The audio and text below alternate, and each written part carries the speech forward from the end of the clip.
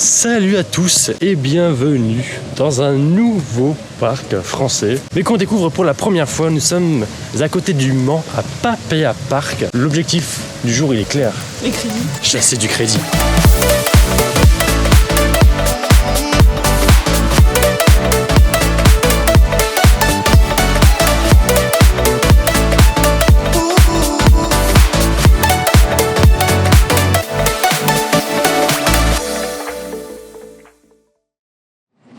Et on démarre cette visite avec le Speedinups, la dernière nouveauté du parc qui date de l'année dernière.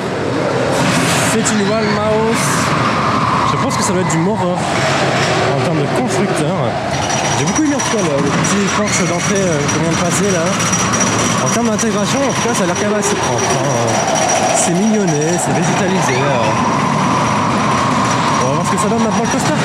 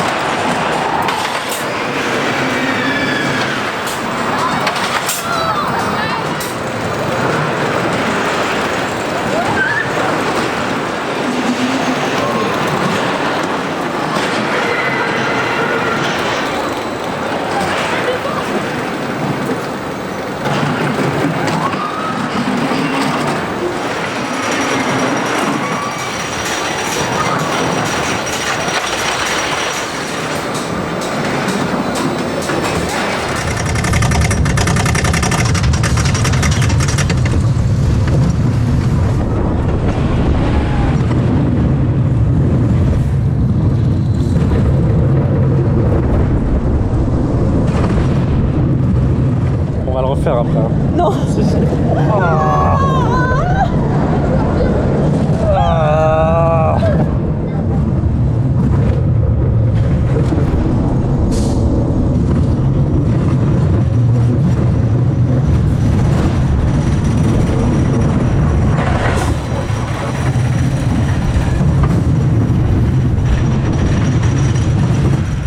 Wow.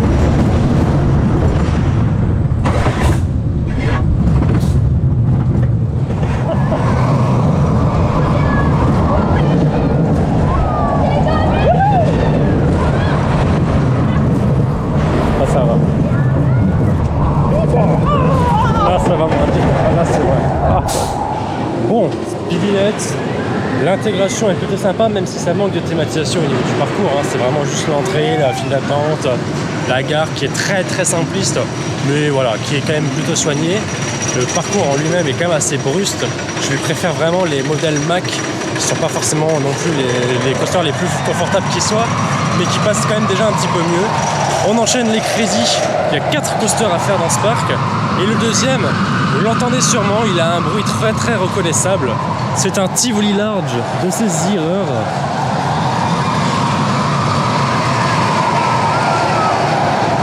Voilà, donc le deuxième Crazy du parc. On y va maintenant. Et le bruit est vraiment assourdissant. Je pense que c'est l'un des plus bruyants que j'ai pu croiser, clairement, encore plus que celui de Bellward.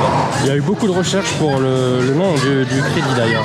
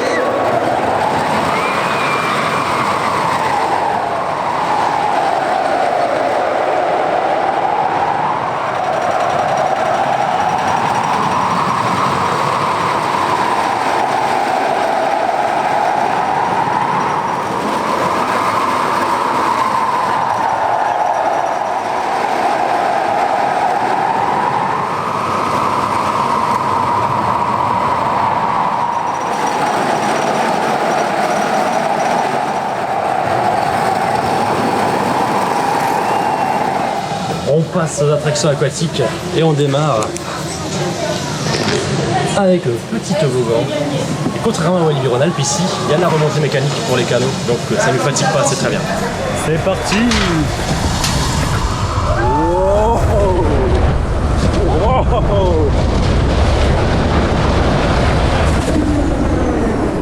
Et on enchaîne avec le flume, modèle très classique, hein. Modèle de fête foraine, et on va voir si c'est assez humide. C'est prête?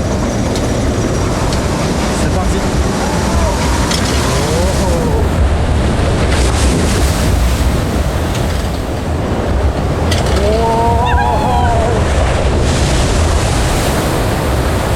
Ça va. On vient de manger, du coup, petite balade digestive. On a une attraction qui s'y prête un petit peu. Je ne sais même pas le nom de cette attraction.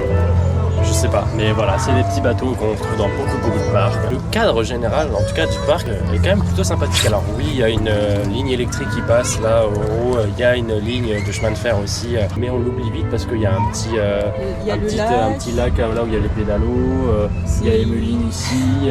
Non, il y a pas mal de verdure, pas mal d'arbres quand même, un petit peu de théma par endroit. Donc franchement le cadre, le parc en lui-même, c'est quand même agréable de s'y balader. Je vous mets un petit pêle-mêle de quelques attractions. On souhaite un joyeux anniversaire à la bouette de vent et puis on continue notre visite.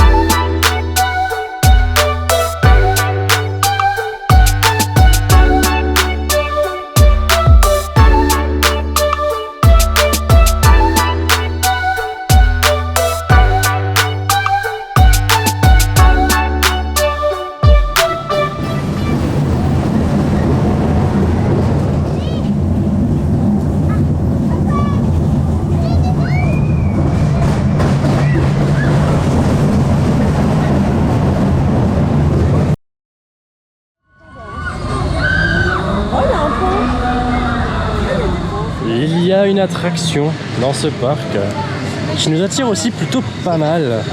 Il me semble que ça vient de Technical Park, en tout cas les harnais y ressemblent bien. Ça s'appelle le Cyclone et c'est donc un balancier qui fait du 360 degrés. Alors au niveau du cycle, il a l'air de faire une seule fois le tour complet. Bon, c'est déjà suffisant, on va voir en tout cas, est-ce que c'est confortable? Les flats Technical Park ont tendance à être un peu gerbotron. Et je suis de plus en plus sensible, donc on va essayer de voir si celui-ci passe comme une lettre à la poste ou pas du tout.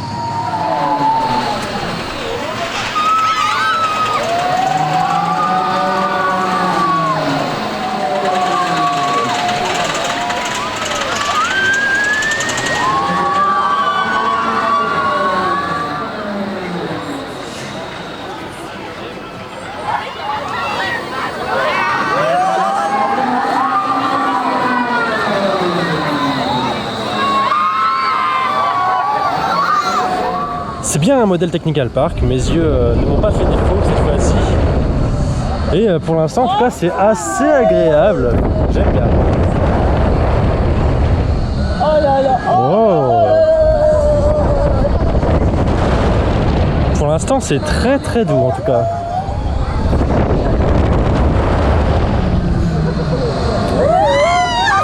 Et les rotations ne sont pas encore très rapides. Donc c'est pas du tout gerbotron en tout cas pour le moment. Ah, c'est très cool. Oh,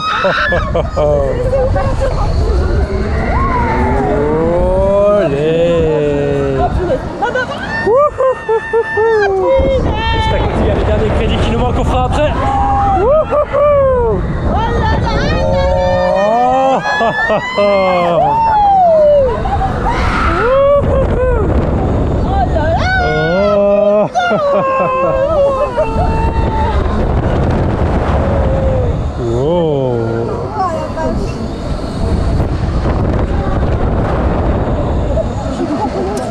Très bonne surprise, ce cyclone, vraiment très cool comme attraction, très agréable, très douce en termes de sensations. Il y a un bon pendillage quand on arrive quand même tout en haut, mais tout se fait avec quand même pas mal de confort, donc c'est vraiment cool.